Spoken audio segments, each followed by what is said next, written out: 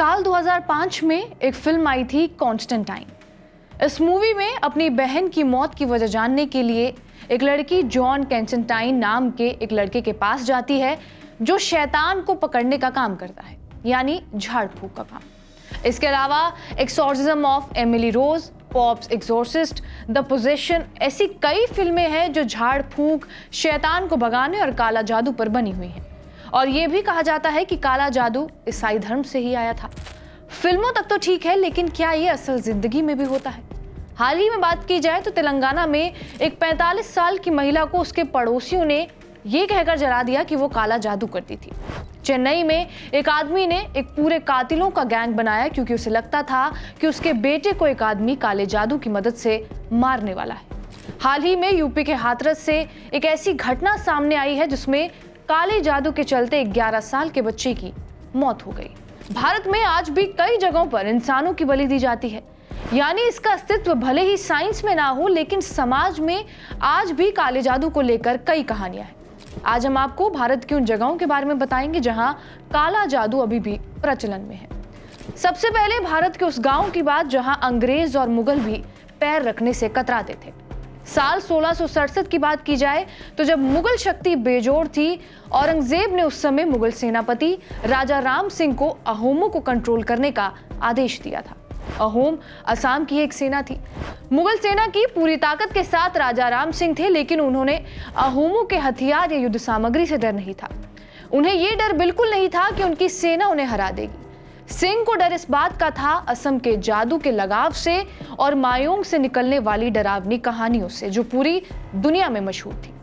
असम का ये गांव मायोंग गुवाहाटी से सिर्फ 40 किलोमीटर की दूरी पर है और मान्यता ये है कि यहाँ का बच्चा बच्चा काला जादू तक जानता है।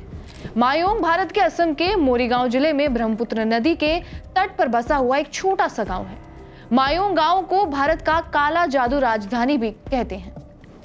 ये गांव काले जादू के लिए सबसे ज्यादा फेमस है। कहते हैं यहाँ के लोग अपनी रक्षा के लिए काले जादू का सबसे ज्यादा इस्तेमाल करते हैं।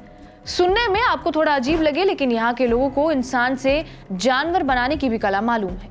इतना ही नहीं, ये भी कहा जाता है कि अपनी जादुई शक्ति से लोगों को यहाँ हवा में भी गायब किया जाता है। कहा यह भी जाता है कि इस गांव का इतिहास महाभारत से जुड़ा हुआ है। ऐसा कहा जाता है कि घटोत्कच मायांग से कई जादुई शक्तियां सीखने के बाद महाभारत के युद्ध में शामिल हुए थे।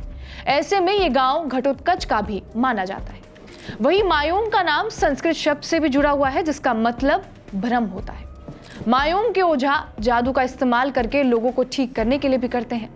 ओझा निमोनिया और खसरा जैसी गंभीर बीमारियों को ठीक करने के लिए भी जादू टोने का ही इस्तेमाल करते हैं, ऐसा वहां के लोगों का कहना है। जब दूसरों को ठीक करने के लिए जादू का इस्तेमाल किया जाता है तो उसे अच्छा जादू कहा जाता है, और जब उसे दूसरों का नुकसान पहुंचाने के लिए तंत्र मंत्र का इस्तेमाल करके किया जाता है तो उसे काला जादू कहते हैं। इस गांव में ओझा बिना दवा के काला जादू से लोगों को ठीक कर देते हैं, और किसी भी दर्द को दूर करने के लिए यहाँ के लोग तांबे की प्लेट को उस जगह पर दबाते हैं और दर्द दूर हो जाता है। ऐसा कहते हैं कि ये सब करने में भूत प्रेत उनकी मदद करते हैं। गांव के लोगों का मानना यह भी है कि ये शक्ति पीढ़ियों से चली आ रही है और ये उन्हें अपने पूर्वजों से मिली है। यहाँ के लोग इसकी रोज प्रैक्टिस भी करते हैं, और हैरानी इस बात को जानकर भी होगी कि कुछ लोग सीपियों और टूटे हुए कांच के टुकड़ों से इंसान की भविष्यवाणी भी बता देते हैं। मायोंग गांव से गुजरना बेहद डरावना माना जाता है और यहाँ आना इतना आसान नहीं है। कहते हैं जो भी इस गांव में प्रवेश करता है उसका वापस लौट पाना मुश्किल है। पौराणिक मान्यता है कि पूरे विश्व में काले जादू की शुरुआत मायोंग गांव से ही हुई थी, और इस गांव में चीन, अफ्रीका, तिब्बत जैसे देशों और भारत के दूसरे गांवों के लोग तंत्र विद्या सीखने आते हैं। इसके अलावा भारत में ऐसे कई शहर हैं जहां काला जादू किया जाता है। ऐसा माना जाता है कि वाराणसी का मशहूर मणिकर्णिका घाट, जो अपने खूबसूरत मंदिरों और घाटों के लिए जाना जाता है, वहीं ये जगह अपने तंत्र मंत्र और काले जादू के लिए भी फेमस है। यहाँ के कई शमशान घाटों पर जलने वाले मृत शरीर के अवशेषों को बाबा लोग खाते हैं, और उनके अनुसार ऐसा करने से शक्तियां बढ़ती हैं।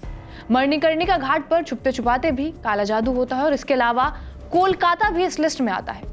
कोलकाता का निमतला घाट अपने काले जादू के लिए काफी फेमस है। यहाँ पूरी तरह से सुनसान होने के बाद आधी रात को अघोरी निमतला घाट पर आते हैं और घाट पर जलाए गए अवशेषों को खाते हैं। साथ ही सुबह होने से पहले वो यहाँ बैठकर कुछ देर साधना भी करते हैं। इसके बाद ओडिशा की कुशाभद्रा नदी के आसपास भी आपको कई हड्डियां और खोपड़ियां देखने को मिलती है और यहां भी ऐसा माना जाता है कि काले जादू की प्रैक्टिस की जाती है। लेकिन क्या इन सभी चीजों के खिलाफ भारत में कोई कानून है? जैसा कि हमने आपको शुरुआत में बताया कि भारत में ऐसे कई केस आए जहां पर लोगों ने सिर्फ काले जादू के शक पर दूसरे लोगों की हत्या कर दी या फिर केस दर्ज करवा दिया। तो जानिए कि देश का पहला राज्य बिहार ऐसा है जहां काला जादू टोने के खिलाफ सबसे पहले कानून बनाया गया था। यहां इस प्रथा के नाम पर लोगों की जान से खिलवाड़ करने वालों के खिलाफ साल 1999 से कानून है। बिहार में यह कानून काला जादू, जादू टोना और डायन प्रथा पर रोक लगाता है। ऐसा ही एक कानून झारखंड में भी है और ओडिशा में भी जादू टोना के खिलाफ साल 2013 से कानून आया हुआ है। ये कानून ओडिशा में डायन शिकार और जादू टोना करने से किसी भी व्यक्ति को रोकता है और इस कानून के तहत अगर ऐसी किसी भी प्रथा से किसी व्यक्ति को नुकसान पहुंचता है तो नुकसान पहुंचाने वाले को 1 से 3 साल तक की कैद की सजा भी हो सकती है। इसके अलावा छत्तीसगढ़ और महाराष्ट्र में भी इसको लेकर अलग अलग कानून है। यानी काला जादू का अस्तित्व है या नहीं है, इसको लेकर लोगों के मतभेद होते रहते हैं। कोई इसे सही मानते हैं तो कई साइंस का हवाला देकर इसे फर्जी बता देते हैं। लेकिन क्या इसकी कहानी है, ये तो लोगों की अवधारणाओं पर ही निर्भर करता है। बहरहाल आपका इस वीडियो पर क्या कुछ कहना है हमें कमेंट बॉक्स में जरूर बताएं। बाकी देश और दुनिया की तमाम बड़ी खबरों के लिए बने रहिए हमारे साथ TV9 डिजिटल पर।